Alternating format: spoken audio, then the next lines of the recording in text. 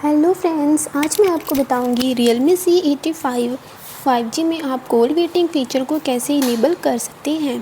तो चलिए फ्रेंड्स, बिना किसी देरी के वीडियो स्टार्ट करते हैं। तो इसके लिए आपको सबसे पहले फ़ोन के डायलर में चले जाना है। डायलर में जाने के बाद आपको ऊपर लेफ़्ट साइड 3 लाइन्स पर क्लिक कर देना है। उसके बाद आपको सेटिंग्स पर क्लिक करना है।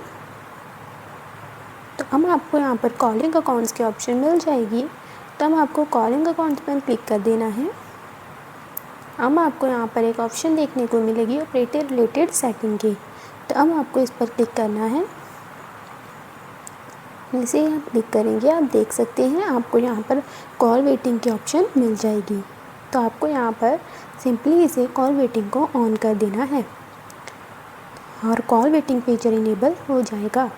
Bye bye friends.